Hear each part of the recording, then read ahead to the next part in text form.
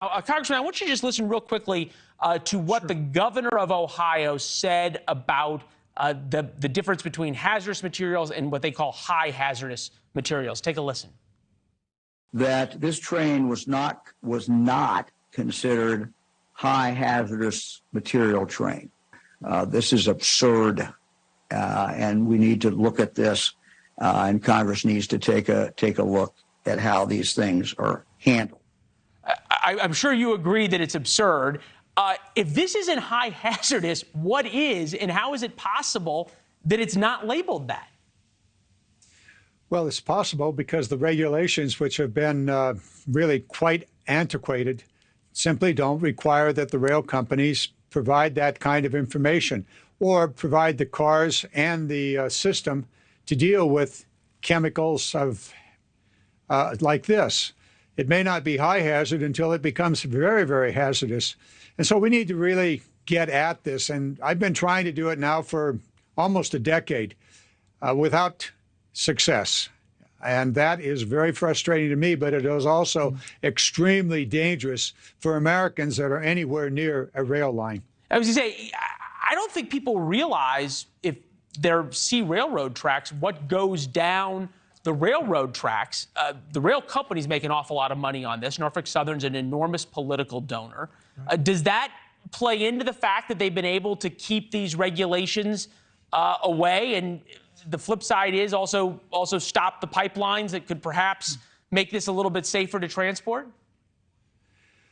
Well, the fact of the matter is the pipelines are not particularly safe. We see plenty of spills and a lot of fires from time to time, and the rail lines are also not safe. The fact of the matter is that the rail companies, together with the petroleum industry and the chemical industry, have beaten back any attempt, mine and others, to put in place regulations that require that these materials be shipped safely, and they can be. Now, the fight that we had 6-7 years ago with the oil industry that was shipping out of the North Dakota and Montana area, the Balkan crude, which was highly volatile, we finally forced them, with my legislation, to at least acknowledge the volatility and the rail regulators put in place requirements that the volatility be reduced, that is, the explosiveness be reduced, and, importantly, double-walled cargo, so that those tank cars were double-walled. Not so in the chemical business. Congressman, I hate to sort of switch gears here on this a little bit. But part of this is sort of how this is being dealt with, and the people you've heard are angry about it. I'd be angry too if I lived in East Palestine. Here's Pete Buttigieg, Secretary of Transportation, who oversees rail safety and rail regulation in America, yesterday at the National Association of Counties. Take a listen.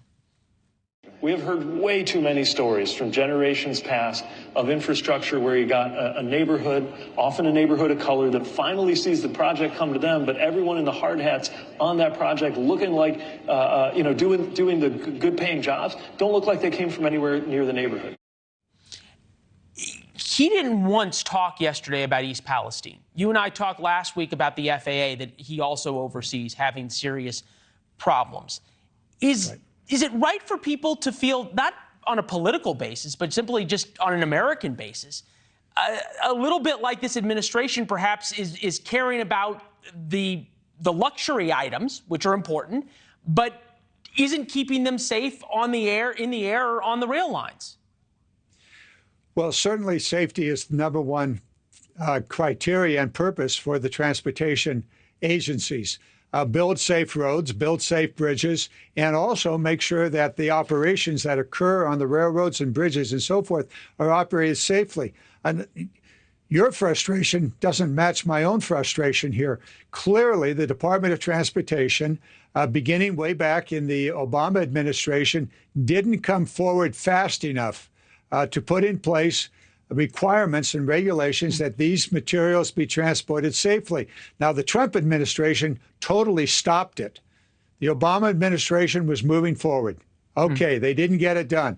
Trump just stopped it. And now here we are with the Biden administration, and we need to get this thing done. We need to have very strict regulations put in place on the transportation of hazardous materials, whether that is a crude oil with high volatility or it's a chemical. There is absolutely no reason, except the delay and obfuscation by the rail industry, the chemical and the petroleum industry, that material was on a single walled tank car. It should have and could have, if the regulations were in place, been a double wall. Yeah. Yes, there would have been a puncture, but not into the material. We absolutely have to have this done. And my message to Secretary Buttigieg is kick some ass in your department. Get these regulations done. Thanks for watching. Go to newsnationnow.com to find News Nation on your television provider. And don't forget to subscribe. Click the red button to get more of News Nation's fact-driven, unbiased coverage.